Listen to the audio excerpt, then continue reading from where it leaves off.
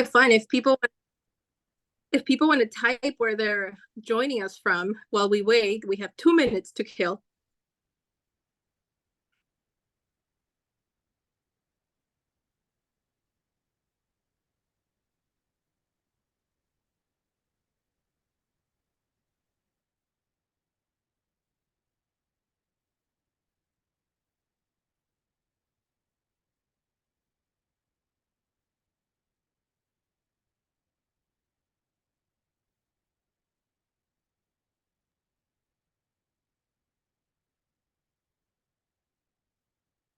All right, we're hearing Los Angeles, Costa Mesa, Inland Empire, Bay Area. Nice. Riverside, Oakland, Anaheim, Fairfield, South Los Angeles, Carson. Someone's contacting us all the way from Michoacan. Wow. New York City, thanks for adjusting to our time of our event. Santana, LA. Thank you all. Thanks for being here.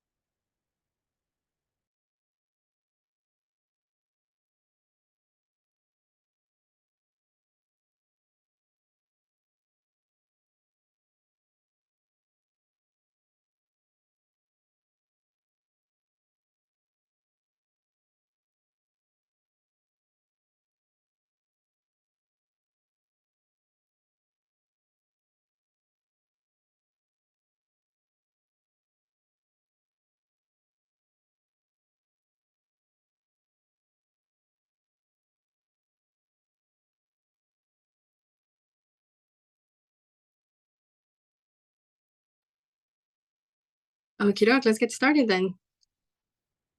Hello, everyone. My name is Sarah. I'm the chief of Pre-PA programming here with Mi Mentor. We're a national organization, and we're very happy to be bringing Pre-PA programming to you. Tonight, we are very honored to have PA Mario Navarro. He is kicking off our Pre-PA strategies series. We'll explain more about what we do, who we are, and what Mario is bringing to offer us as pre-PAs in our pre-PA trajectory. So we'll get started with the next slide, please.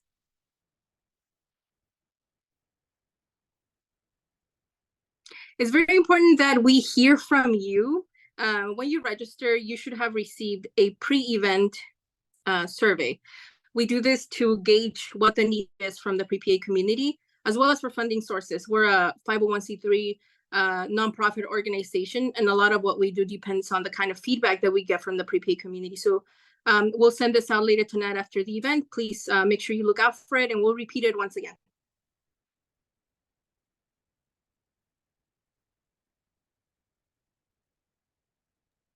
Hello, everyone. My name is Alicia. I'm also part of the Pre-PA Mi Mentor committee. I'm also a Pre-PA student myself. I applied 2023 cycle, so I'm just waiting to hear back from a couple of schools. A little bit about who we are, Mi Mentor. Mi Mentor's commitment is creating and nurturing innovative and inclusive mentorship programs aimed at igniting the potential of future healthcare leaders. We focus on the historically underrepresented in medicine, and then just got cut off. Let me see.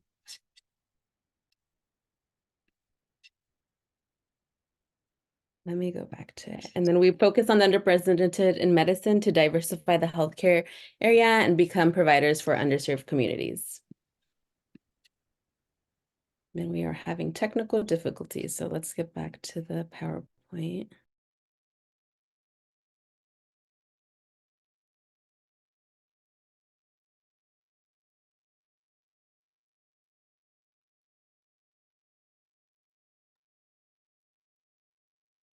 Okay, the next slide. Hi, everyone. My name is Barbara Ortega. I am also a pre-PA committee member. I am a non-traditional pre-PA student, and I will be applying this 2024 cycle, which makes me really excited to be a part of the Mi Mentor pre-PA committee and also to hear about Mario's feedback about selecting PA schools. Our goal in Mi Mentor is supporting your pre-PA trajectory, mentor the historically underrepresented in medicine, and we'll do that by assisting on how to pick a PA program, network with PA providers, hear from alumni and admission reps, personal statement workshops, and how to tackle the CASPA, and then hearing success stories. Next slide, please.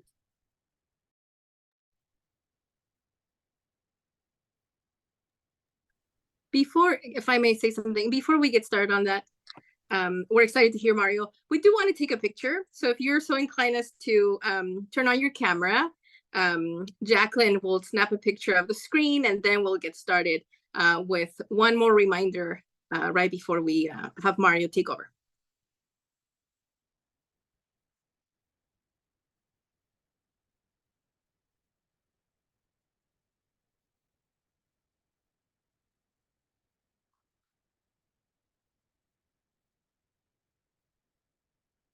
Perfect. Thank you, everyone. We're all set. Great. One more thing. Please save your questions to the end of Mario's presentation. Jacqueline will be looking over to see if any of those questions are repeating to then offer them as a group question. However, we're pretty sure Mario will hit a lot of the points and a lot of the questions you have. So we'll deal with them that way, okay? And then we have a few more announcements after that. Thank you so much. Oh.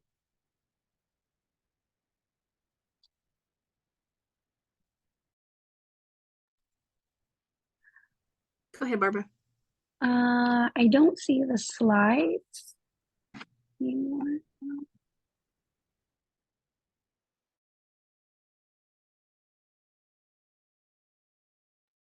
Sorry about that. And without further ado, let's introduce Mario Raul Navarro Jr., PAC. Mario is a family medicine PA and National Health Service Corps scholarship recipient located in Southern California. He graduated with a BS in psychobiology from UCLA in 2018 and from UC Davis PA program in 2023. Before matriculation in PA school, he obtained his patient care experience hours working as an EMT and as an ER tech at Loma Linda University Medical Center. Mario, a first-generation Mexican-American, is passionate about supporting underrepresented minority students interested in the PA profession. And let's hear it from Mario. Let's get started. All right, Barbara, thank you so much. And thank you guys for having me, all of you and anyone involved. And with my mentor, thank you so much. And to all of you guys who are tuning in, welcome. And hopefully we won't make this session boring and kind of get provide you guys some insight into how to pick the right PA program for you. I do have some slides that I've prepared. And in total, I think I have like 20-ish, 22 slides, and we'll see how long that takes us to get through. But I imagine I won't be talking for more than like probably 40, 45 minutes to give us ample time to address everyone's questions. And with that, we will get started. I'll screen share. And my dog is like coming up and he's like, hey, give me a treat. All right.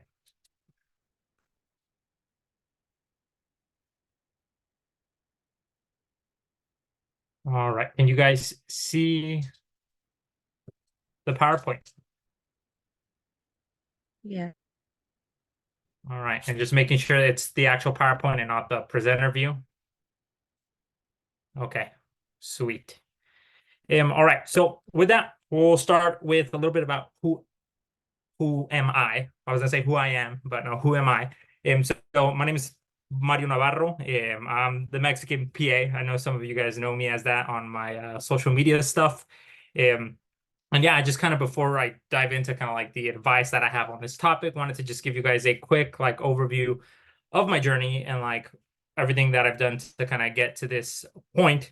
And so after graduating from UCLA in 2018, I got my EMT certification during my junior year of college, but didn't actually use it just because I was a full-time student. But after graduating, I took a gap year or growth year. I actually took two of them to essentially get my patient care experience hours by working as an EMT.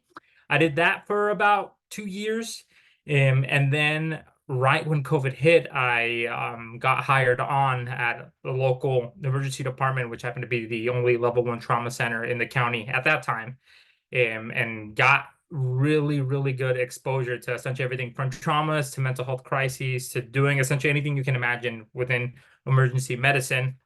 And then during that year, I believe I applied 2021 or 2020, 2021 CASPA cycle. I was very blessed and fortunate to receive multiple interview invites and more than one acceptance, which even looking back at that is something that was shocking to me then and was still shocking to me now when I reflect on it. And I ended up choosing to attend UC Davis and started that in the fall of 2021. And that's a 27-month program, did my training there.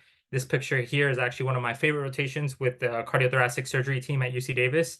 And here I'm throwing some sutures in to the right side of a patient's kind of thorax as we were closing up on a case. And so it's a picture that I'm proud of, because again, it takes a lot of work, as everyone who is logged in today knows, and wherever you are in your journey, like it is not easy, and it requires you to show up day in and day out, and really move the needle just an inch towards the right direction towards your goals. And so I hope that my journey and kind of the things the advice that I give you guys today is a source of just encouragement to help you guys, on your own journey.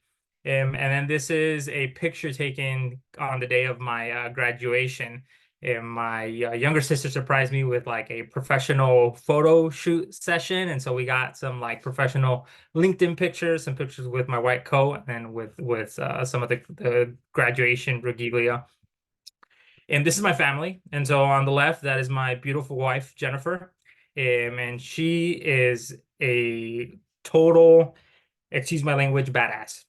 So we actually met at UCLA, and yeah, she recently just started her PhD program at Loma Linda University, which was where I trained or worked as an ER tech, and she's getting her PhD in clinical psychology. And I'm just super proud of her. And her desire is to work with children and do research and with Latino children and Latinas, and just kind of all of to help with the mental health field. And then on the right is my entire family from kind of my side. On my left or our right is my dad and mom, and then my siblings on the right, and our dogs, and then the wife sitting on the ground. And then just some other kind of background that some people know about me, some others don't. If you follow my social media, you've probably seen this. But I actually, outside of academia and school, one of the biggest things that's been a part of my life since I can honestly remember is music. And one of the big things that took a huge chunk of my time outside of academics in high school, in college, and even now is playing with a Mexican banda, or essentially a Mexican brass band. And so this picture on the left, I believe I was like 16 or 17. And so this was taken a few years ago. And then this was taken a few months ago in, I think, November or December of this past year. And so it's something that I'm super passionate about, something that I really enjoy doing. And yeah, since graduating, I finished my program at UC Davis September of 2023, September of this past year.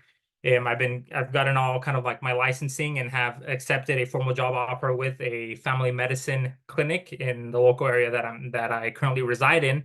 But that process takes a long time, and this is probably a conversation for another time. But once you finish your program, and as you take your board exams, waiting for all that licensing and stuff to come in and get onboarded to a clinic, that can take anywhere from 3 to 6 months. And so in the meantime, the bills don't stop. And so I've been actually, I picked up a gig working at your local Trader Joe's. And so that's been a really fun kind of job to have and kind of get my mind off of medicine and all these other things. Yeah, and lastly, if you haven't yet checked out my YouTube channel, I invite you guys, especially this channel is essentially dedicated to all my pre-PA students and current PA students out there who just need either guidance, some insight, or just want some like entertaining kind of content.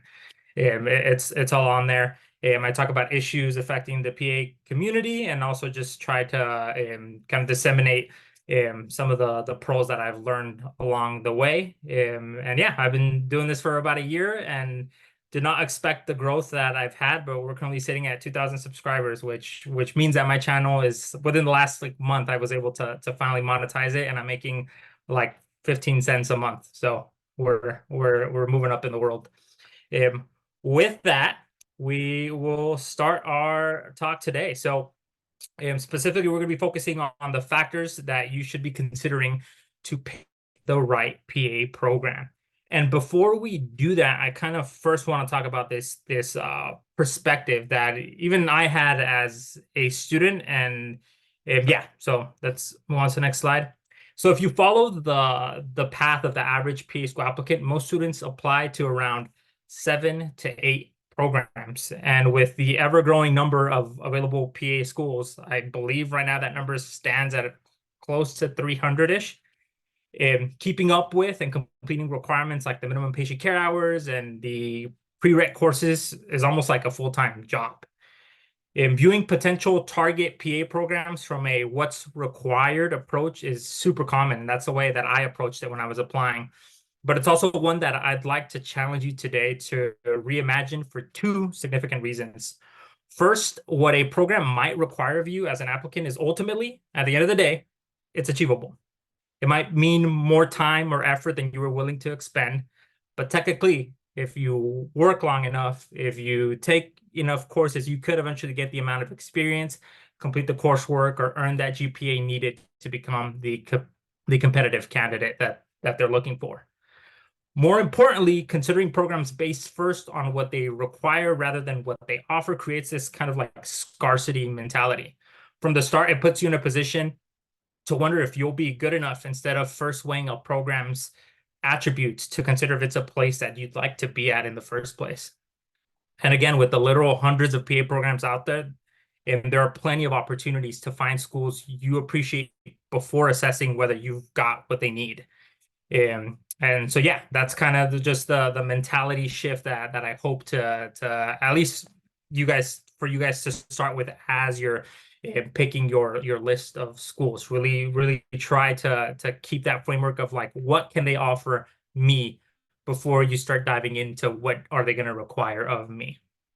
And so one of the first factors, and what I think is probably at the top of the list above all of these others, second to probably cost, is program accreditation. And so that's the first thing that you want to consider if the PA program is accredited.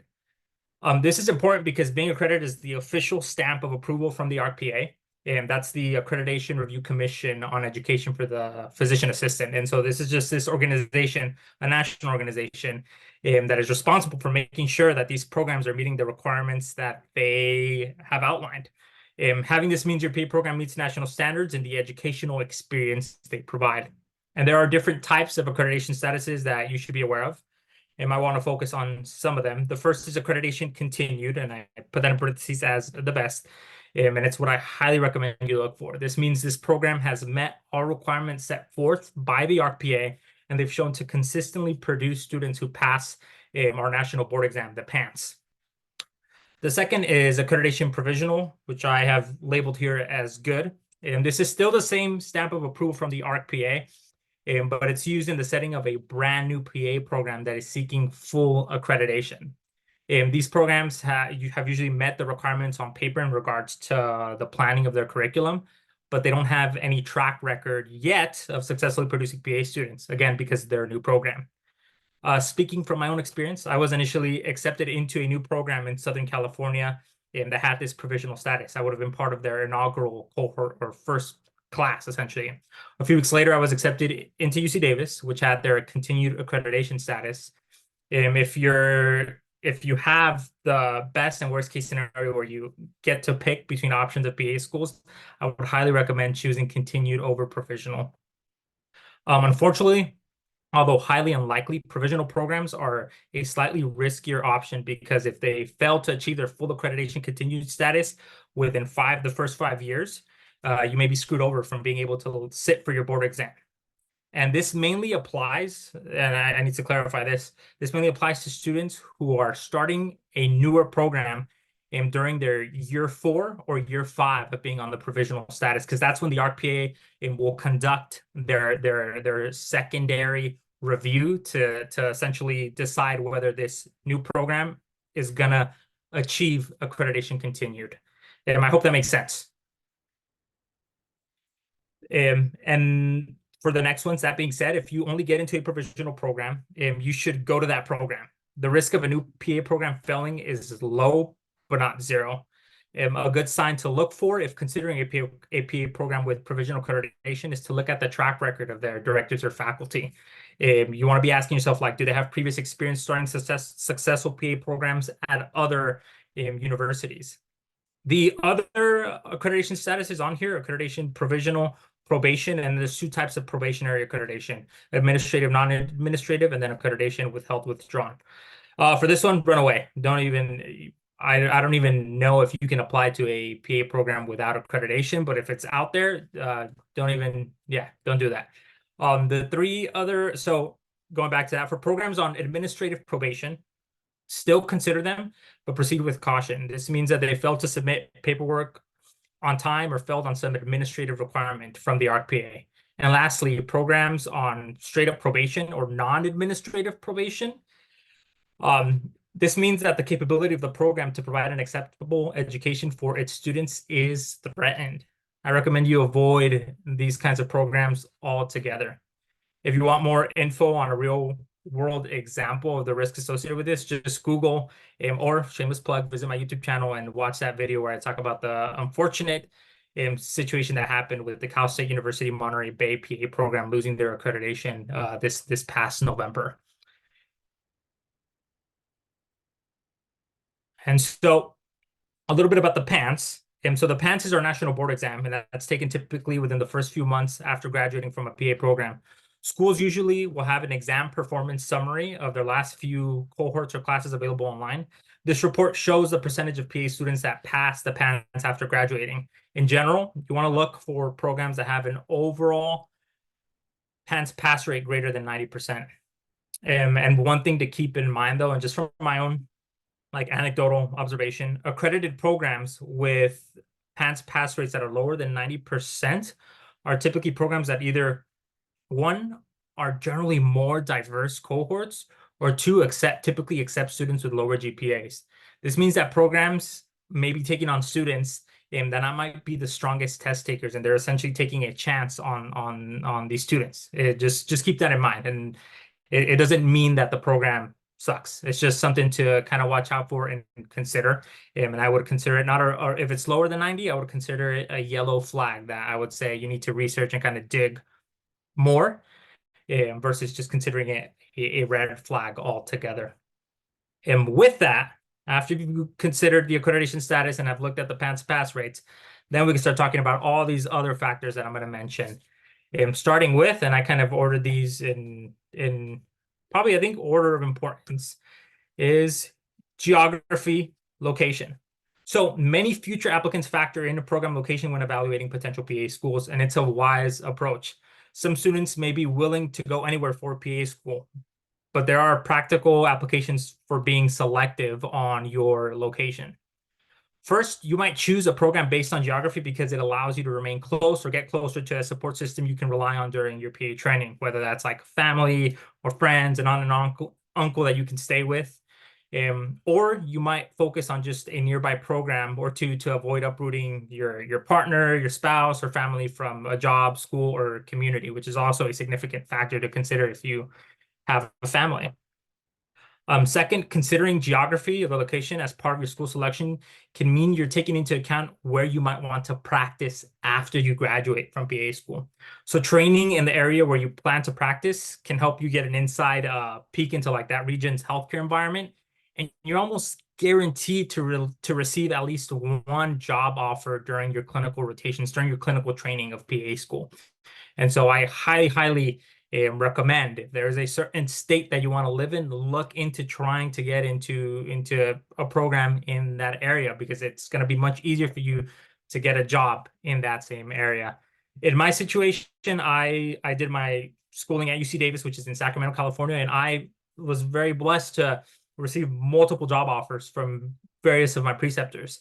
But given that my wife was applying to school, I knew that it was ultimately going to be up to where my wife chose to attend her program. And so that kind of limited my location options, and we ended up moving back to Southern California, but I wasn't able to take advantage of that network and connections that I had made up in Northern California.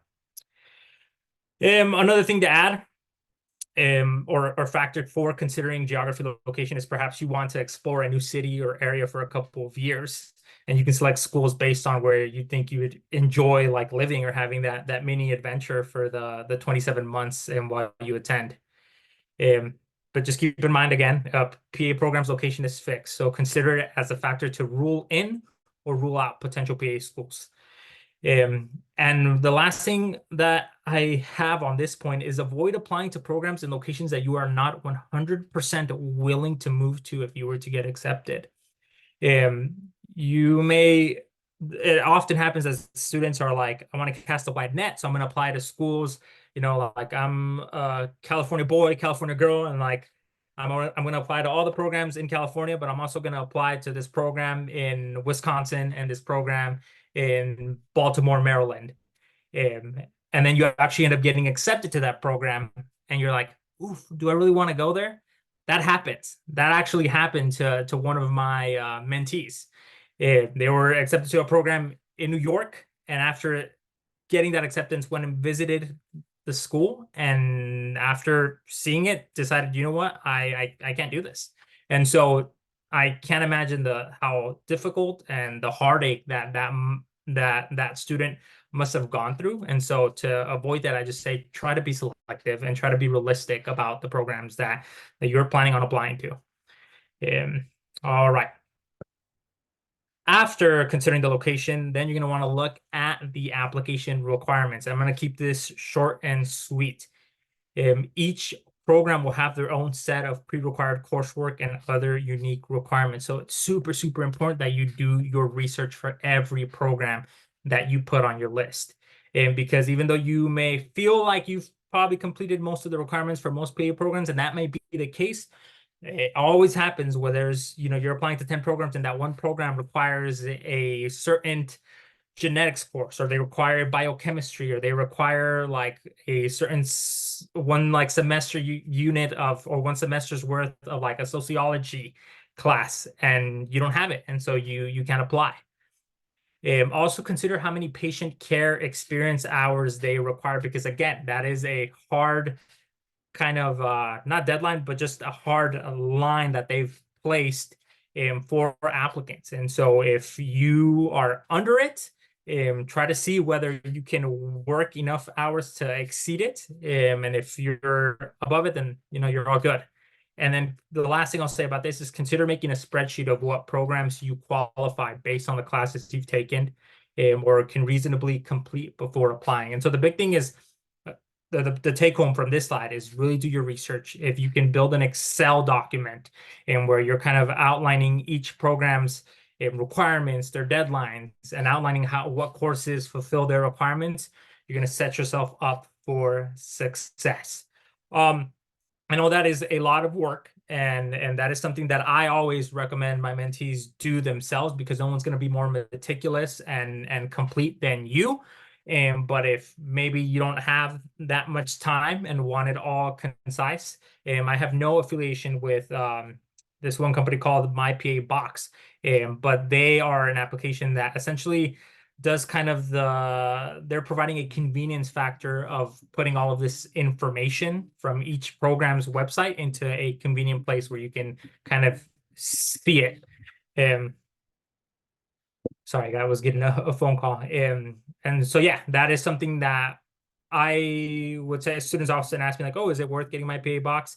It really depends. If you are a student who's applying to like 6 to 8 programs, I would say no, you can just do it yourself. But if you're a student who's applying more than probably like 12, like let's say 15 or 20 programs, I would say that the MyPA box may be for you to help you with, again, that convenience factor.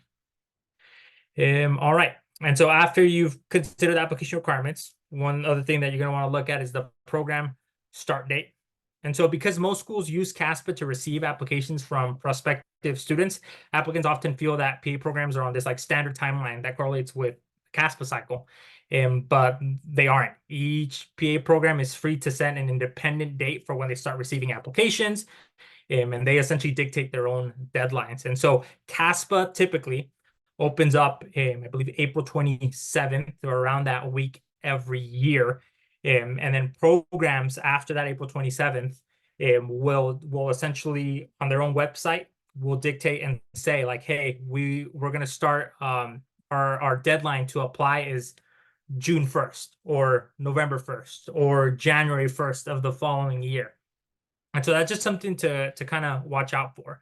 The other thing that I'd add to this is that some schools can also choose to consider applicants on a rolling basis. It's also called the rolling admissions. That's something a term that's always thrown around. It means that these programs, if they participate in rolling admissions, it means that they start viewing applications and offering interview invites on a first come, first served basis if you're a competitive applicant. So if their application opens June 1st and you submit your application that same day and you're competitive, you may get an interview invite.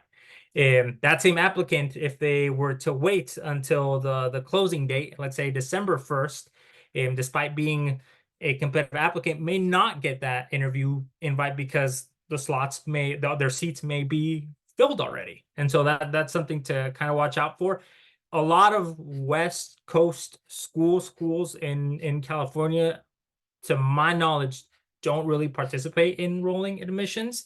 But that's something that, again, you want to do your research and make sure. And if it's not clear on their website, usually websites will have a statement like, oh, our admissions are on a non-rolling basis, and we start reviewing applications after the submission deadline. But there are programs in the East Coast, in the Midwest, who do this. And so that's something that you would, if I were you, I'd want to take advantage of. This program-specific choice means that you could apply for one PA school in August, be accepted, and start class a few months later in January, while another program wouldn't even extend an interview invitation until March. And so what this essentially means is that deadline and start date is different for every program, and it's something that, again, it's up to you to kind of keep track of. So yeah, that's something to keep in mind. Program length. And so some programs, like my alma mater, UC Davis, are 27 months straight with no huge breaks in between. Other programs like Stanford and the USC PA program are around 33 months and have some summers off. My recommendation for this is, again, this is just my own personal recommendation, is that you choose the shortest PA program that will allow you to sit for the PANCE exam sooner rather than later, and will allow you to become a certified PAC in the shortest amount of time possible. Just kind of think about it this way: every additional month you spend in school is another month that you're essentially not working as a PA. And also keep in mind that most programs start in the fall, but some may start in January. If you get into a program that starts sooner, seriously consider that program. And because, again, there's an opportunity cost there if you're waiting 6, 7, 8 months to start a program that starts later. So just another factor to consider. So now we go into the actual nitty-gritty of PA programs and their curriculums and stuff. While PA programs have similar goals and are held to comparable standards, variability does exist in how individual schools accomplish these common objectives. So the ARC-PA, which I mentioned before, that organization they outline like what they need to be doing, but how they do it is totally up to the program faculty, the program directors. During the first half of PA school, the didactic year, the biggest difference to a student is how training content is delivered. Some programs favor a traditional classroom-based style where you have a professor and PowerPoint slides and you guys are all sitting, in that lecture hall, while others focus more on small group or case-based learning, also called problem-based learning, which is actually becoming a lot more popular in physician assistant education.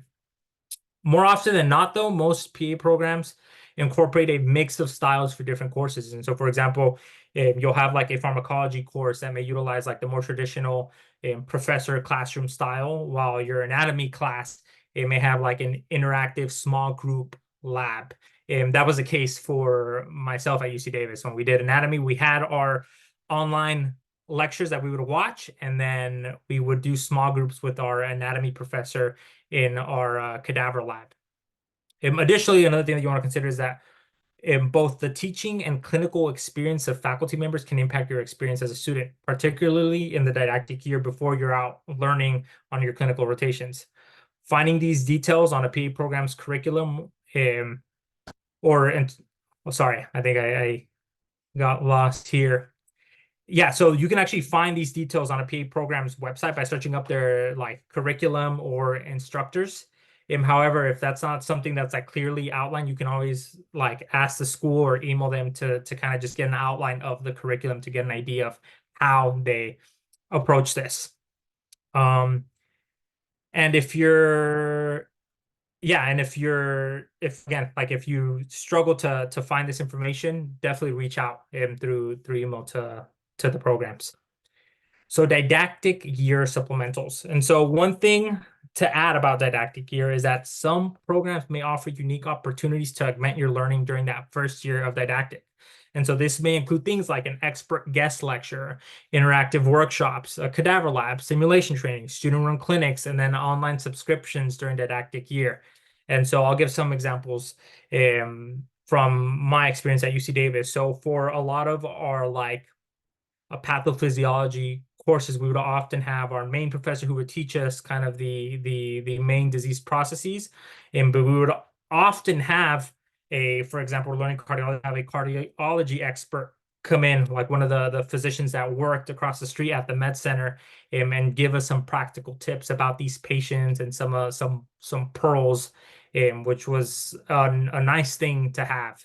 We also, a lot of programs have cadaver labs, or and I forget how do you pronounce it, the anatomage table or something like that, which is essentially this like fancy, I don't know if it's 3D, but it's essentially this huge table that's supposed to simulate a cadaver lab, and you can like peel away at the layers.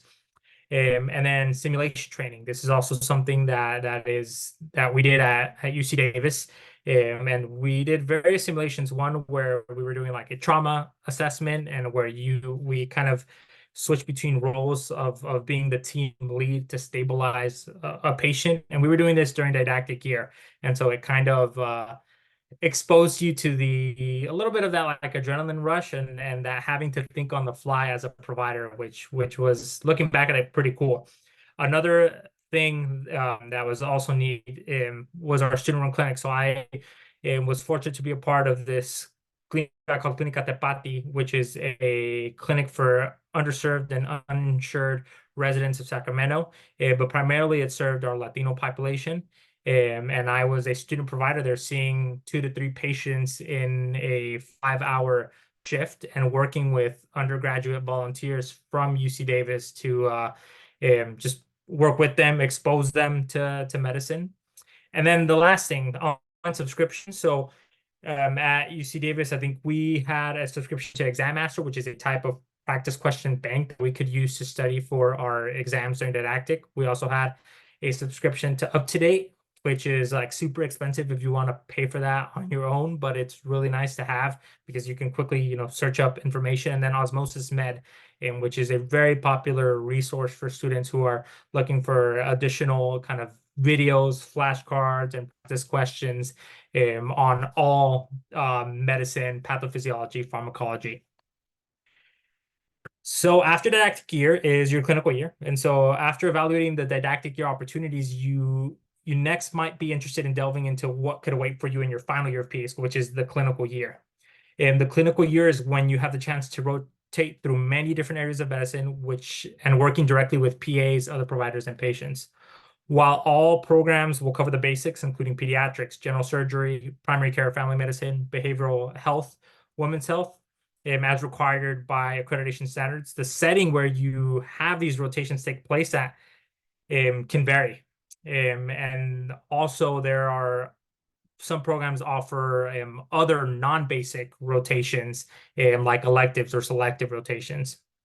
And one thing to also consider is that some programs are affiliated with academic health centers, which could mean many of your clinical experiences will be within a particular hospital or health system. Other programs may have limited local rotations and require some clinical training at distant sites. So that's something to keep in mind. At UC Davis, of course, we're affiliated with the UC Davis Health System. And so right across the street from our school was the UC Davis Medical Center. And that's the same case for Stanford, same case for USC. And that can be advantageous because those are schools that, again, associated, the fact that they have an academic health center means that there may be less of an issue when it comes to scheduling students for clinical rotation sites. Many schools also allow for 1 or 2 elective rotations where a student chooses the specialty or discipline that they want to be exposed to. Other programs may expose students to medically underserved areas through a required rotation or 2. At UC Davis, we were actually required to do a rural health rotation. And so I had the opportunity to actually do my pediatrics training up in Eureka, which is like north California, and got to work with this doc that essentially served this community in what felt like a 70 or 80 mile radius. Like the closest airport was 4 hours away. And so it was super rural, but also like at first when I was assigned to that rotation, I was like, dang, like we're gonna have to go up there, and like, how are we gonna afford it and stuff like that. But it honestly was probably one of my favorite rotations as well, to just be out there and kind of just disconnect and get away from Sacramento and be kind of in the middle of nowhere learning medicine. Yeah, so though the basic rotations can appear similar from school to school when you look just at the curriculum, the dynamics of the clinical year can be quite different, again, depending on the location. If a program's website is short on details, reach out and ask about the typical balance of private practice, community hospital, and academic hospitals that can be expected. Ask them if there are distant or medically underserved rotations that you'll be required to go to. And also ask about potential elective rotations and what's possible that they offer their students. All right, moving on to the next slide. The culture, the cultura. And so this is admittedly more difficult to evaluate than other more like quantifiable attributes that we've talked about. But program culture is still worth investigating as a potential student. As a PA student, you will eventually contribute to that school's culture. However, a PA program will have established its own tone and values before you even step on their campus. And so if you'd like to consider what a program might offer to you by way of its culture, there are a few things to kind of look at for evidence. And rather than just like relying on their mission statement, which is super important, but sometimes can be kind of similar from one program to the next, you can look for hints of their culture on their website and in their admissions requirements. And so, for example, when community service is an admission requirement or a program reports on average the number of volunteer hours for accepted students, that's a hint that that program values volunteer work and values community service. And so does having an international, or some programs may have rotations that are like in Mexico, for example. Or I have yet to hear of like PA programs who do international rotations, but I know it's out there, and it's something that may be offered by some programs. Pay attention to the aspects of the clinical year that stand out compared to other programs, like having an extra long family medicine rotation, or like UC Davis, they focus on rural or medically underserved clinical sites. And also look to see if they have deliberate exposure to vulnerable patient populations. Additionally, what information, or you're going to want to ask yourself, what information can you find about how PA students are supported during their training? Are specific resources offered or highlighted on their website? So again, some of these details are not easily found on their website, but can be gleaned from direct interactions with like the admissions coordinators. Like when you do, I know sometimes these programs like to do like their FAQ sessions. These are questions that you want to ask them. Another thing, and the last thing I'll add, is also look at pictures of their cohorts or their social media presence. If some programs are super active on social media, and most programs will, show a picture of their cohort. And if, for example, the diversity of your cohort is something that is important to you as well as to me, just by searching up the picture of the cohort, you can tell a lot if they're putting in the money where their mouth is in terms of diversity. And then now we go into kind of like the also important but kind of smaller stuff to look out for. One is board prep.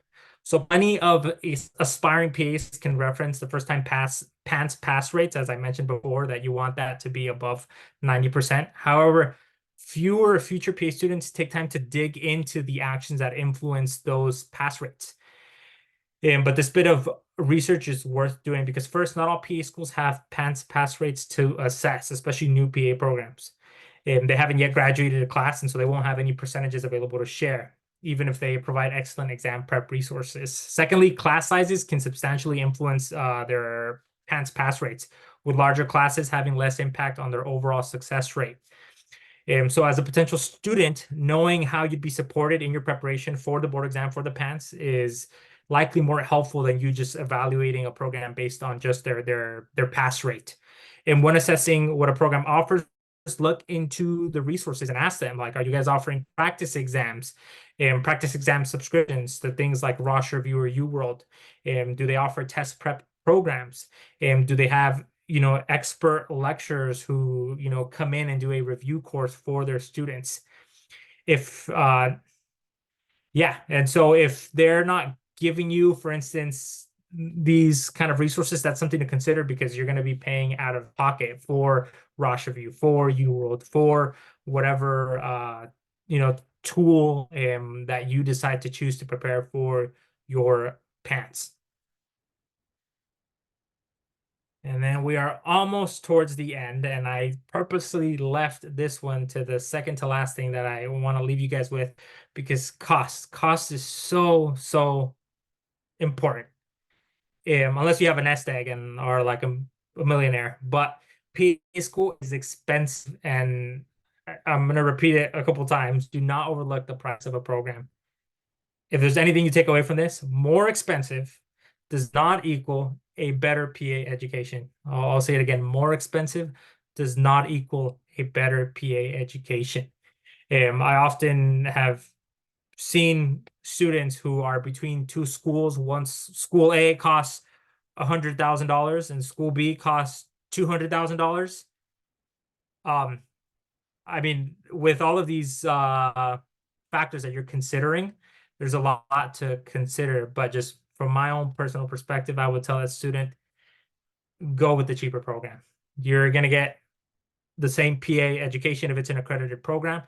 And a lot of it, at the end of the day, whether you go to the best school in the country or a brand new PA program, there's going to be a huge chunk, regardless of the program that you go to, of self-studying and self-directed learning. That's just it's graduate school, and you're going to be expected to essentially teach yourself. That's honestly one of the things that I look back at, and from talking to students at Stanford's PA program, at USC's PA program, at PA programs in the East Coast, it is similar across the board. And so I would just say, save yourself that additional $100,000 and go with the cheaper program. Other things to consider regarding cost is the cost of living in a geographic area. That can impact your PA school related expenses as well, as can non-tuition expenditures. So things like required books, equipment, or memberships.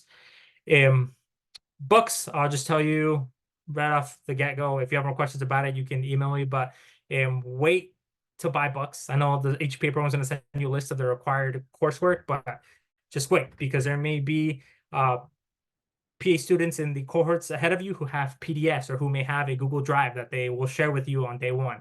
And so please save yourself that money. Same thing with the medical equipment. You can usually get like a hand-me-down from either on eBay or Craigslist if you use that or OfferUp, or get it from the cohorts above you. And yeah, another thing to consider is additional fees for distant clinical rotations. And so one thing to consider here is like if this program has rotations that are 40, 50, 60 miles away, and you're going to be driving, every day, and those additional costs for travel, for lodging, can add up over time. And some programs may reimburse you, others they won't. So like, for example, in my case, I had a few rotations that were about an hour away from my apartment. And those travel costs, the gas, the time, like, was not reimbursed. But when I did my rural health rotation up in Eureka, that was something that the housing was reimbursed. And I think we got around like 1,600 for those 5 weeks that I was living and lodging out there. Another thing to consider is for state schools, there may be an added tuition cost if you're an out-of-state student. And on the flip side, if you're an in-state student, it may be cheaper for you to look into the programs in your state. All right.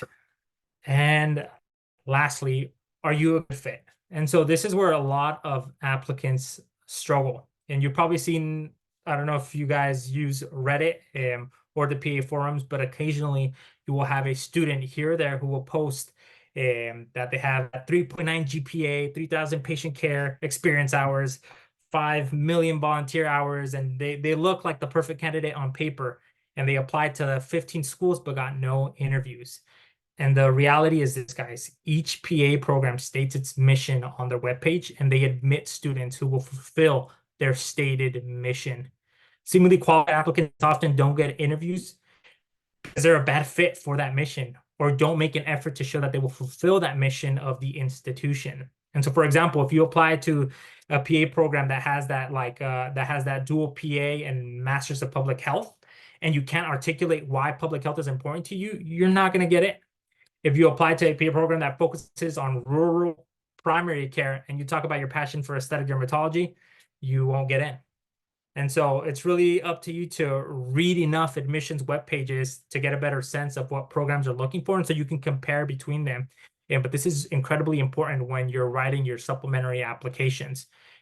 Programs pretty clearly in their mission statements state who they want to admit, and you may need to essentially read between the lines and try to answer that question, and really keep, when you're writing these supplementals and interviewing, their mission in the back of your mind as you're answering those questions. And that is pretty much it. So again, these are just like some of the significant aspects about PA school that you should consider, and the things that a program can offer to you. And you don't need to do a deep dive on each program before selecting the target program, but I strongly recommend, before you look at the requirements, start by looking and searching for at least one thing that they offer that appeals to you. And when you approach school selections in this way, you can shift away from the typical scarcity mindset of I'm just going to apply everywhere that I meet the minimum requirements, and more easily focus on the opportunity at hand. And again, with hundreds of PA programs available right now, there will be plenty of opportunities remaining after you do your search and you evaluate what PA programs may be best for you. And so with that, I believe I've been chatting for about 50 minutes, but that is pretty much all I have for you guys. And then the last thing before we go into questions, the final shameless plug is just my social media stuff. And so I have my YouTube channel, Instagram, and then the wife manages my TikTok at the Mexican PA. And so you can find me on all those platforms. If you have a question that maybe we won't answer today, you can always email me at themexicanpa@gmail.com.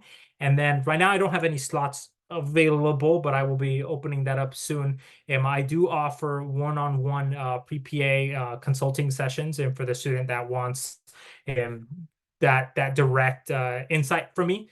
And you can do so by going to calendly.com/themexicanpa.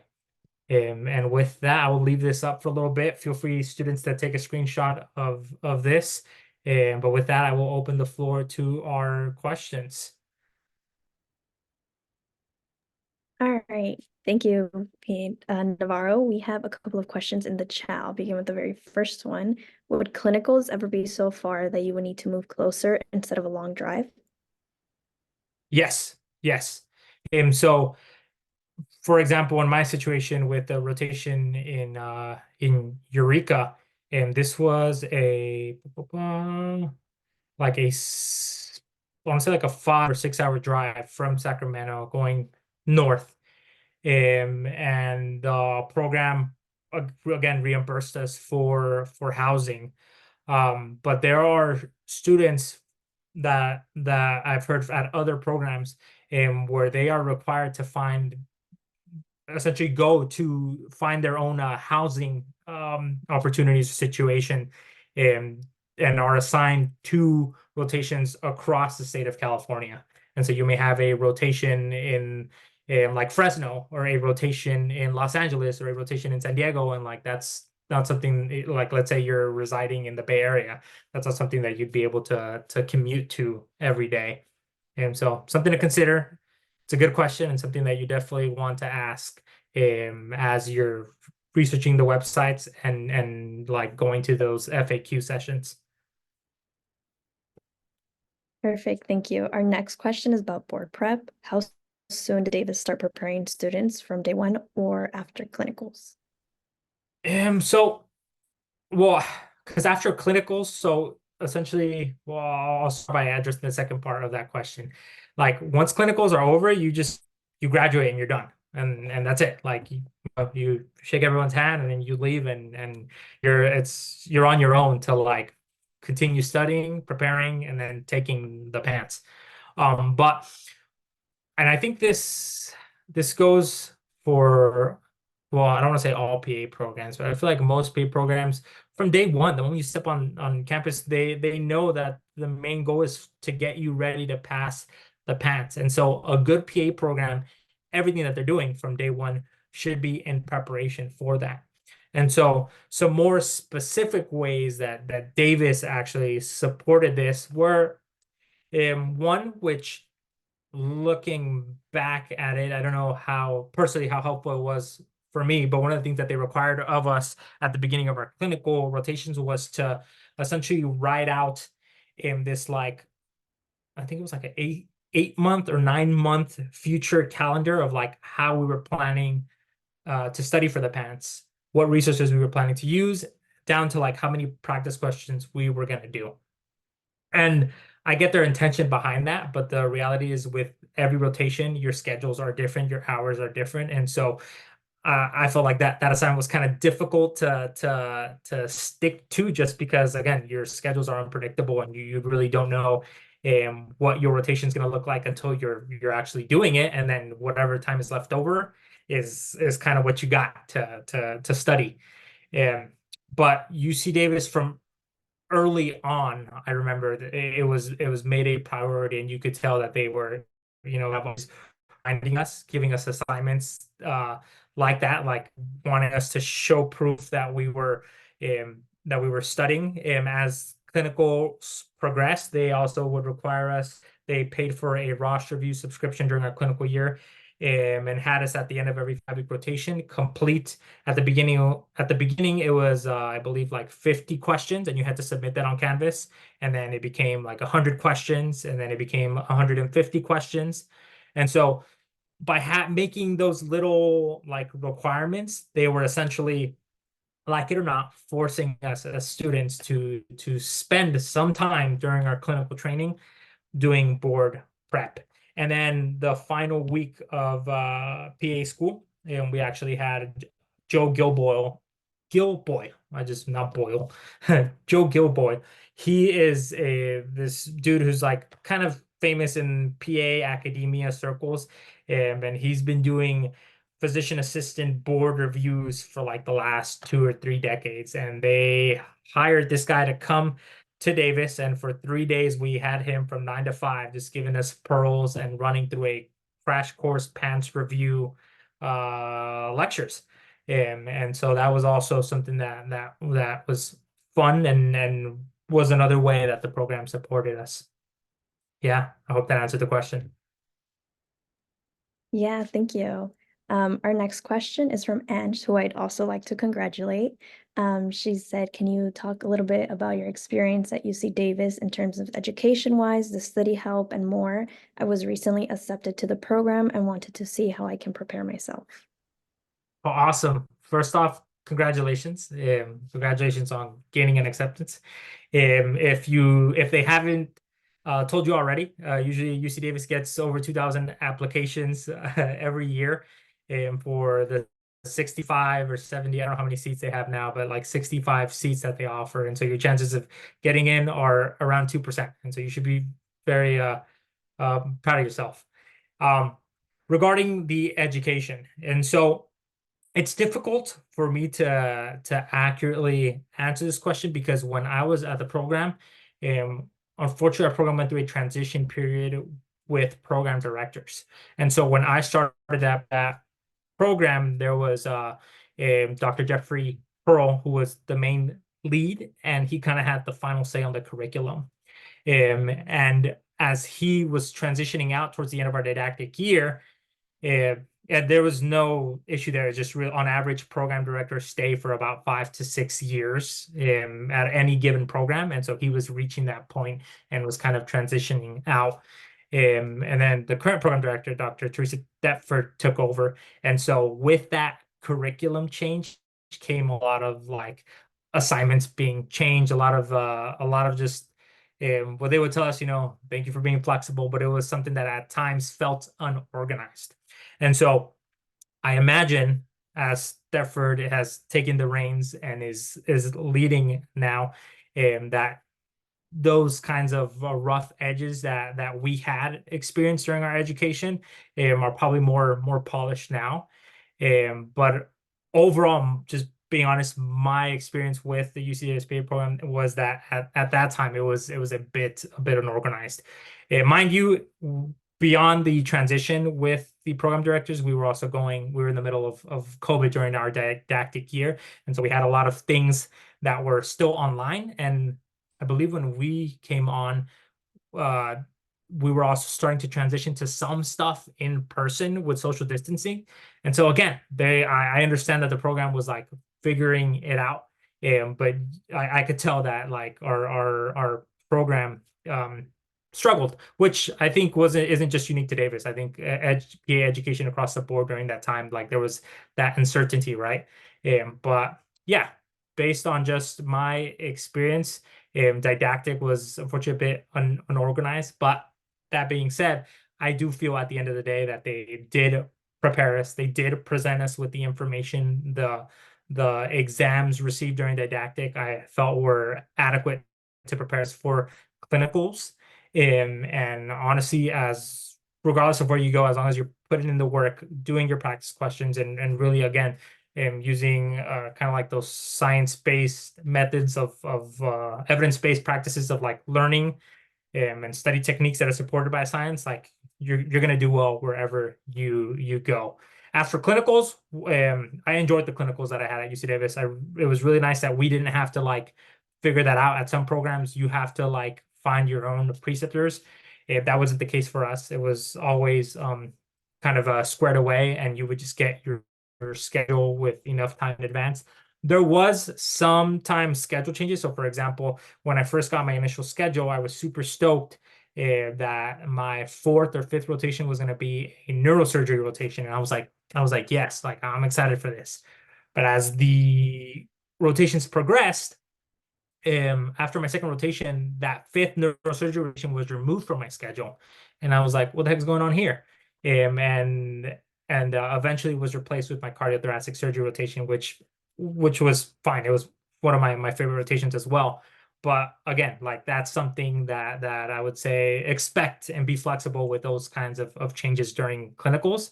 And overall, the preceptors at UC Davis are, I think, great and supportive. Yeah, and they like to teach, which is a plus. Thank you so much. Our next question is from Abigail. She's asking, if I do not have enough volunteer hours, should I take a gap year before applying? So I would say, again, I think that this goes back to that question of like doing your own research on the programs that you are considering applying Two, if there's a program that you really want to go to and it's clear that they accept students with volunteer hours, that may be worth your time to take that gap year. And the other thing I'll add is that I tell students this all the time, and I'm sure, Sarah, you've probably heard me say this, is that I know we call it a gap year, but really it's not a gap, because when we say the word gap, it implies like a deficiency, a loss of time, or you just like not doing anything. There's a gap. But really what I view the gap year as is a growth year. And so I would encourage any pre-PA listening that view that year as a growth year, because like you just mentioned, you're potentially considering taking that growth year, that time off away from your education, to really gain more lived experience by doing volunteer hours, by getting more work experience. And that's something that's super valuable. That's something that's going to grow you into a better provider. And it's something that, again, PA programs are looking for. And so again, to answer your question, it depends on the situation. It depends on the specific PA program that you're interested in applying to. If they don't require volunteer hours, I would say try to apply to that program, with what you have, if you meet those requirements, and continue, because one of the things that I want to offer is a perspective that the reality is most students getting accepted into PA programs are second-time applicants, are reapplicants. And so having that perspective and maintaining that lens as you approach CASPA, first, it's going to save you a lot of heartache and disappointment. And second, it's going to keep that grit level at baseline for you to say, you know what, even though if I may not get in this cycle, but we're going to keep growing, we're going to keep doing volunteer work, we're going to keep working, we're going to keep shadowing, and you're going to continue to improve your application. And because, and I've heard this from admissions directors themselves at admissions committees, if you're a student who applies 1 year to a program, let's say to UC Davis, and you apply the following year with the same exact application and nothing's changed, that is a red flag. That is a red flag. That is something that, again, like you're just gonna kind of shoot yourself in the foot, as the saying goes. And what programs are looking for, especially in our reapplicants, are signs of growth. What have you done differently? Did you shadow more? Did you volunteer more? Did you do an additional like internship or research project, or you took on a leadership role at work or a volunteer organization, or did you get a stronger letter of recommendation since you've been working with that PA, that doctor, or that professor for that additional time. And so really the name of the game is to as you're applying, don't stop and neglect the extracurriculars, the other things that you're currently working on, because again, this is a continuous journey, and every day you should be trying to move that needle a little bit forward, and not view it as like, all right, I applied, I'm done, we're gonna wait and see. Because what if you don't get in? If you don't get in and you didn't do anything for the last 6 months, you're not going to be competitive for the following cycle. And so, yeah, that's a little caveat. I know I kind of went on a other direction here for this question, but it's something that I would highly advise. And yeah. Yeah, thank you. So many important things to remember. Our next question is, can you speak on networking? How early did you begin reaching out to UC Davis PA students before even knowing you'd be accepted? So I don't think I personally reached out to UC Davis PA students until I found out that I got an interview. There you go. I remember now. So after getting that interview invite, I knew a few PAs that I followed on Instagram, and I sent them, a message like, hey, I'm, the student, I have an interview invitation, and one of them got back to me, and agreed to do a mock interview. And so I did a mock interview with this guy. He gave me some feedback, and then I went into the UC Davis interview with kind of some insight on what to expect, and I was just able to do it. I would say I'd probably, for reaching out to current students, I would probably say, unless you have like a burning question about the program, I would say the best time it would be after you get that interview invite. Of course, you can always there's never a bad time to network. I don't think anyone will ever say that. And so anytime you're at a pre-PA event, anytime you're at something like this, like these are all, networking opportunities. I've done other events with other organizations where I have students who were like the host for this reach out to me later on and be like, hey, I hosted you. I was the one that introduced you. And from that, starts that conversation to answer that student's questions. And so there's never a wrong time to network or not network. But yeah, for specific students, I'd probably wait till once you get that interview invite. Thank you. Our next question is, upon graduation, how long did you wait to take the PANCE? I graduated September 15th of this past year and took my PANCE October 5th or 11th. I waited 3 weeks. I waited 3 weeks. Yeah, I waited 3 weeks. And so after like graduating, I took a few days off, probably like 4 or 5, because again, you're like, celebrating. And then the wife and I like moved from Sacramento down to Southern California. And so like processing all that took a little bit of time. But after those 4 or 5 days, the last like 2.5 weeks, I started kind of hitting I was going to say bugs, but not bugs. I was hitting the practice questions hard. And was really just doing practice questions, and exposing myself. Really, the big thing was trying to build my testing stamina to prepare myself for the 5-hour, 300-question PANCE exam. And I actually have a video on YouTube dedicated to exactly how I studied for the PANCE, like exactly what I did, the resources I used, and what I did each day. And then also how I studied for the end of rotation exams, which are exams that you take during your clinical rotations. If that's something that interests you, you can check it out on my channel. But typically, just from talking to, I remember our faculty would kind of grill us on this or remind us that the best time to take the PANCE exam is no more than 3 months after you complete your PA program. And so if you feel like a student that maybe needs more practice, like you can, extend that. But really that sweet spot is anywhere from 3 weeks to no more than 3 months. Because I think from the research that they've done in surveying students after that 3 months, the statistical likelihood of you passing begins to kind of decrease a little bit. And then also one of the things to remind students is like, once you graduate and complete a PA program, like that means that you completed that school's exit exam. That means you completed 2 mock PANCE exams called the PAC rats. That means that you completed all of those rotations. That means you completed all of didactic year and all, I don't know how thousands of questions, exam questions that you did. If you get through that 27th month PA program, you're ready. You're ready. Those 27 months have been dedicated to getting you ready for the PANCE. You may need a bit more in terms of just like sitting down, like in my case, and working on building your testing stamina and just the mental fortitude to be able to handle the fatigue that comes with, doing a 60-question block and then another 60-question block, then another 60-question block, and just doing that over and over again. But outside of that, like coming out of a program, you're ready. And the earliest that you can take your PANCE exam, I believe, is 5 days. 5 days after you complete an accredited program.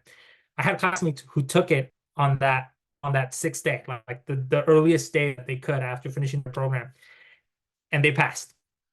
They passed. I think all of the guys and gals that I know that did that, because I looked at them like, you guys are crazy. Like, oh my gosh, like you're just gonna be like, all right, let's do this. But they all passed, and so yeah, that's just something to consider. I did 3 weeks. Some people waited 5 days. Yep. Thank you. Our next question is it okay to apply later in the cycle to reach the patient care hours requirements depending on the school? Yeah, it is.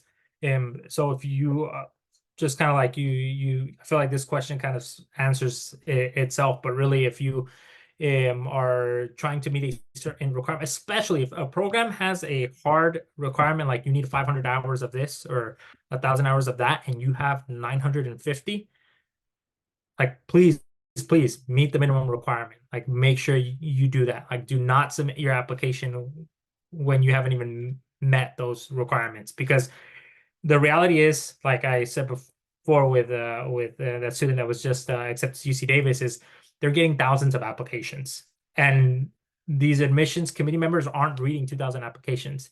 The first person that's going to read your application is a computer algorithm that is going to say, all right, filter out anyone who has less than 2,000 hours. Boom, to the trash. Filter out anyone who has less than a 2.8 GPA. Boom. And that's really how the system works. They use a computer-based algorithm to filter out these thousands of applications. And so again, if you don't meet those minimum requirements, don't think that they're like going to view your application, be like, ah, this guy has a killer personal statement, and let's waive the requirement for him, because that's not going to be the case. And so I would say, yeah, if again, if it's a requirement, I would say it's worthwhile to wait. Especially if that program doesn't participate in rolling admissions, like you got nothing to lose. Thank you. Our next question is around how many schools do you recommend applicants to apply to? So on average, I'm trying to remember the numbers from the AAPA. On average, 7 to 8 students apply, or yeah, 7 to 8 schools is what students apply to. There are students who do way more, students who do way less. I know a student who applied to one program, she didn't get in, she applied again, didn't get in, applied a third time, and then got in. And she was like very adamant about wanting to go to this school, and she did it.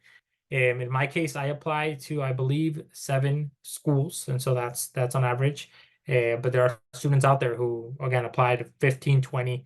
Again, with each school you apply to, you have that additional cost. And so it's really, one, what you can afford, and two, which I think is more important, is like what we talked about today. As you do your research and consider all of these factors, like you're going to make your own list of the programs that you are seriously considering. And that may be, only 7 or 8 schools that meet these requirements based on location, based on cost, based on accreditation, and all these factors that we discussed. But yeah, 7 to 8. I read somewhere on Reddit, again, you don't have to quote me on this, but someone out there mentioned that after 12, the like statistical benefit of you applying to more schools is like null. And so I think maybe 12 might be kind of like the max, where if you're applying more than that, there's not an increased statistical likelihood of you getting in. And so maybe that's something to consider. Yeah, thank you. Our next question is, does it matter where the prereq classes are taken? I did not do well in many of the classes at a UC. Would it be looked down upon if I retake those classes at a community college and get a better grade? And then is my GPA from that UC considered when applying? So the first thing I'll answer the second part of this first is, yes, your UC GPA is going to be, your overall GPA is going to be considered, your science GPA is going to be considered. CASPA, when you apply through CASPA, it'll calculate all courses that you've taken, and whether you took those at a at a UC school or you took them at your local community college. Now, the answer to your first question is that it does not matter. So in my situation, I had another shameless plug on my YouTube channel. Really, the channel is kind of like a dumping ground for me to just show and answer a lot of these questions that are commonly asked by students. One of which is I have my entire PA school application on there. It's like a 20-minute video where I show you all of my grades. I read you my personal statement. I show you how I worded my experiences. And that video is on my channel. It's just my complete CASPA video. But on that, you will be able to see my transcripts and see the multiple C's, the 1 F, the multiple withdrawals that I had at my time at UCLA. And you're also going to see towards the end of that transcript At my local community college at San Bernardino Valley College, I took anatomy, physiology, microbiology, genetics, and medical terminology, and got A's in all of those courses. And they were much, much easier and cheaper. And so just let my own journey kind of be a testament to the fact that schools don't really care where you're taking these courses at. What they care about is the grade, and they care about whether it was, in person. Like if they're requiring a microbiology with a lab course, that's going to be a course that needs to be in person. It can't be online.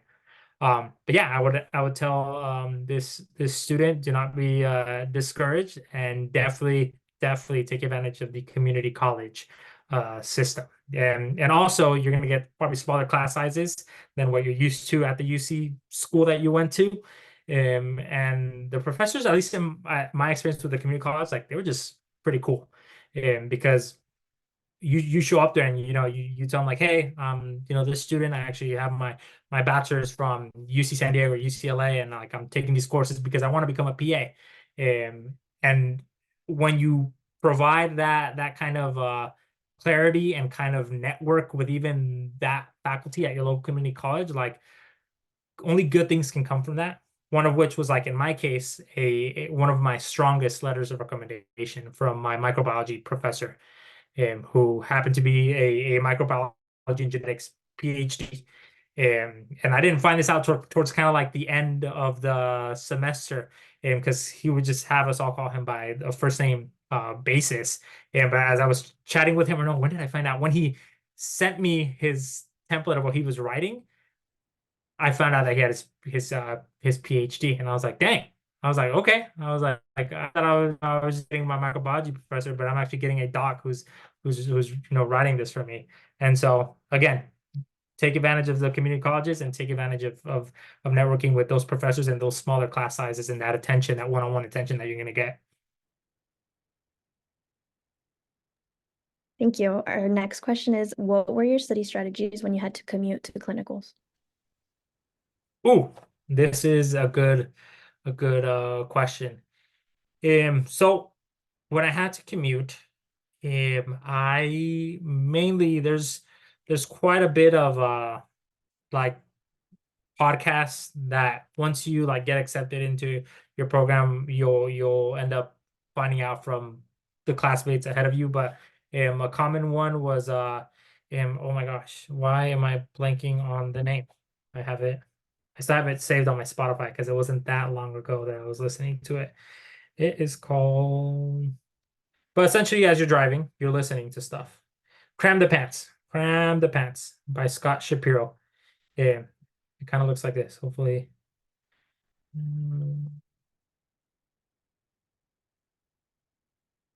Oh, it doesn't want to load. But yeah, it's called Cram the Pants, and you can search it up and save it. Another one that I would mainly listen to, because it wasn't all rotations, and not all rotations are going to be super far, but one of the ones that I had like an hour commute was internal med rotation, that I did at the Stockton correctional facility at a prison. And I would actually listen to there's a YouTube channel called Stephanie with an E, where she was just reading, I believe, Pants Prep Pearls, or one of the like review books for the internal medicine rotation. So she was reading every disease pathology that was like fair game for our end of rotation exam. And so I would just play that, and it's like an 8-hour long video, and there's like 3 of them, and you're just like driving and listening to her just tell you the most common diagnoses, the most common treatments, the most common, like, the algorithms and things to consider when you're talking about internal medicine focused complaints. And yeah, that's like commute. That's what you're going to be taking advantage is the fact that you can drive and listen, and yeah, and take advantage of that time. Thank you. The next question has to do with schoolwork and balancing your personal life. Do you mind talking about that? All right. So talking about schoolwork and balancing your personal life. So when you first start PA school, the way your life looks, well, I guess I should start with this. The way your life looks during the didactic year and clinical year are completely different. I think all PA students will agree that clinical year, depending on the rotation that you're on, because that's also contingent on that. But clinical year is a bit lighter, a bit less stressful, depending on the rotation, than didactic year. Because during didactic year, it's just like back-to-back exams. The material, the medicine isn't difficult to understand, but the volume is intense. The volume is a lot. And that's the hardest thing for a lot of students. And so the way my journey in life kind of looked like when the first month of PA school, I felt like I was studying probably like 10 to 12 hours a day. And I was just, I mean, there was a little bit of that like imposter syndrome and fear of like not wanting to fail. And so like, I'm going to do everything in my power to make sure that I, know everything. And then as time progresses, you begin to learn what high yield versus low yield information is. You start to become selective on the things that you spend your time absorbing. And you also learn how your professors test. And so you're able to, again, get more clues and be much more effective and efficient in the time that you spend studying. And so if I were to like draw a curve starting from, I guess, up here and going down this way, the beginning of PA school, I was like studying the most I have ever studied in my life. And then as the months progressed, definitely reduced to probably, I want to say, at least for me, like 60%. Yeah, so from 100 we went down to 60 in terms of time wise. And really what you often hear from students is that at the beginning they like neglected diet, they neglected exercise, they neglected family, friends, and the things that bring them joy outside of school. And they learned a hard lesson that you need those things to survive. When you prioritize those things, you actually end up, unsurprisingly, doing even better on your exams. And because again, when you put yourself in a position where you're prioritizing, let's say in my case, like my wife, and spending time with her dog, and like going, to get that 1 hour workout in, or meal prepping, or doing whatever, wellness activity is important to you. When you prioritize that, that means that you have already allocated a certain time in your schedule for that, and that's going to be your non-negotiable. And that also means that the time that you are going to spend studying is going to need to be more efficient, more effective. It's when you tell yourself, okay, I have all of today to study, where you encounter students who are trying to essentially learn everything and maybe are not being as efficient with their time. Some of the things that worked for me, just like tangible things, and one is using a Pomodoro timer, which again is this concept of like breaking down your study sessions into 25, 30, 45-minute increments. And then after doing that scheduled dedicated study block where you're not on social media, whether your phone's, outside of your office room or whatever, and then you take a 5, 10, or 15-minute break, whatever, works for you. That was something that really was helpful for me. I would do 30-minute sessions. I just found that sometimes I maybe didn't feel like studying, but the hardest part is getting started, right? On any given day. And so if you could if you convince your mind, like, all right, let's just do one Pomodoro, one 30-minute session, and you sit your butt down on that computer and knock that 30-minute session out, you'll more likely than not find yourself like, oh, I could do another one. And then you just keep doing that and you get the ball rolling. So that's one tangible way. Also, really big thing to take advantage of, guys, is your upperclassmen. And they are students who just took the same exams you did during your didactic year, and they are the best suited individuals, more than any other PA out there, or myself included, to give you advice on like what to focus on, what resources to use, what worked for them, and what you should focus on and what you shouldn't focus on, because that's also super important. Is not spending too much time on things that are gonna be what we call lower yield. And the last thing to kind of wrap up the answer to this question is that I've said this before, one of the toughest pills to swallow in PA school is the pill that you're not going to know everything in medicine. And you are going to be, if you're anything like me, you're an enthusiastic student, you're excited to be learning the medicine, and you really, really want to understand the pathophysiology of these diseases and know how these interactions are taking place in the body. but there are times where you're gonna have to bite that bullet, swallow that pill, and say, I just don't have the time to do a deep dive into this condition. This condition, this disease, this treatment is only going to be one question on the exam, or at least in the case of the board exam, for example, heavy hitter topics are like cardiology and pulmonology. Topics that are not as heavily tested are things like infectious disease and dermatology. A student preparing for that exam should not be spending equal amounts of time on infectious disease, on dermatology, as they are with cardiology and pulmonology. It just doesn't make sense because the bulk of the questions are not coming from infectious disease and dermatology. And that's the same lens that you should have as you're approaching your exams during didactic, is that as your professor's presenting slides, not every slide is created equal. Not every slide is high yield, or you need to memorize it or learn it. There are some where your professor's going to drop hints like, make sure you guys know this. And then there's going to be slides where this is just for your reference. And those are the slides where you just slice a big, at least that's what I would do. I would just slice a big red pen over it and be like, yes, one less thing I have to worry about. And yeah, just your battles and keep that lens of like high yield versus low yield, and always be asking and scrutinizing every slide that's presented to you. Is this worth my time? Is this a high yield topic that I need to focus on? And of course, if you have additional time, you can spend on the lower yield. But again, like you want to fry the biggest fish first. Yeah, thank you so much for answering all of these questions. Unfortunately, we are running out of time. We still have a little bit more things to show, so I'll hand it back to Sarah. Thank you. Thank you. We'll go on next slide. I believe Barbara or Alicia are going to show a couple of slides. Go ahead. That's me. So Mi Mentor does have an app. So go to your app store on your phone and you can download the Mi Mentor app for free. You will see that there's not only just the pre-PA student network, there are also pre-med and pre-health resources. This app is really useful because you get to connect with other health professionals or other students.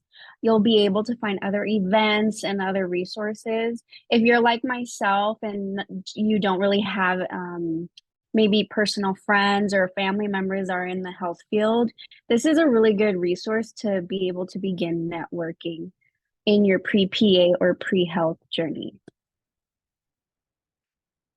Next slide, please. Then I highly recommend following us on Instagram at Mi Mentor.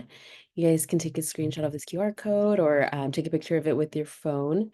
That's the best way to stay up to date with our next events. We do have a couple things in store, so highly recommend following us.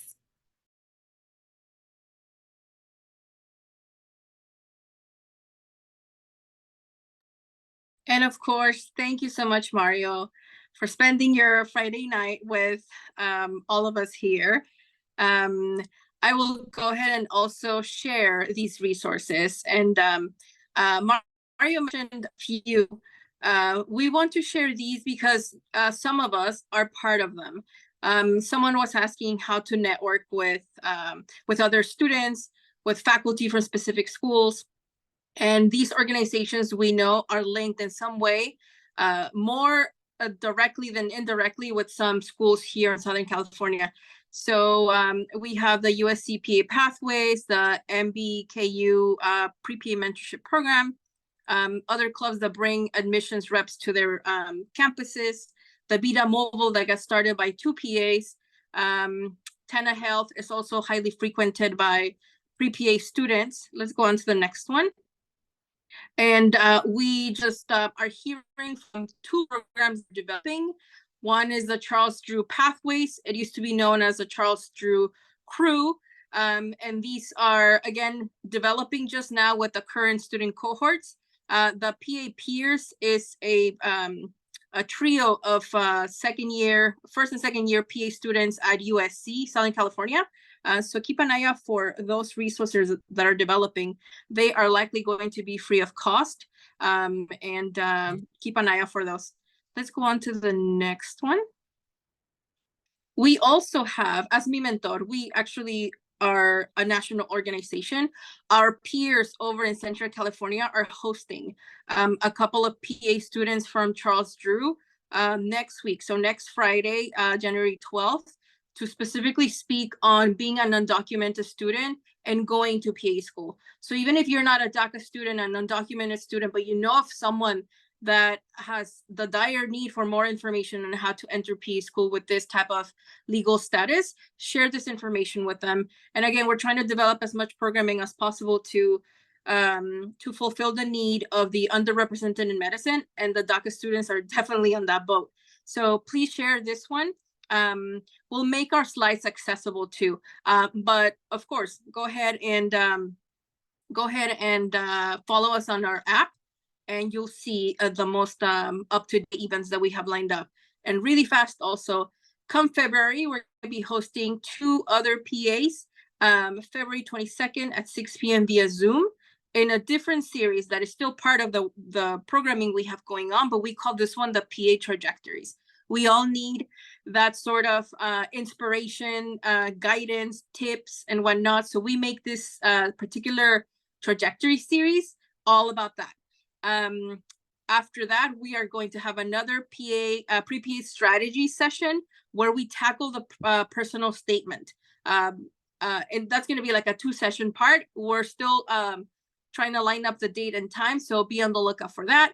And I know this one particular person asked about how to, if we have any information on conferences coming up specifically for pre-PA students. We do. We actually are going to have an in-person conference for folks that have been coming to the events for Mi Mentor, the people that are in our network. And we're inviting not only admissions representatives from SoCal PA programs, we're also inviting PAs like Mario and our local ones from our network, as well as pre-PA clubs, pre-PA organizations that you can join. And mind you, we're trying to make sure that you network, that you leave the room with someone's phone number so you can begin to get that type of one-on-one or like more direct assistance. So that is going to be Saturday, April 6th. It's going to be a little longer because it's in person. It will likely be in Commerce at the Altamed headquarters.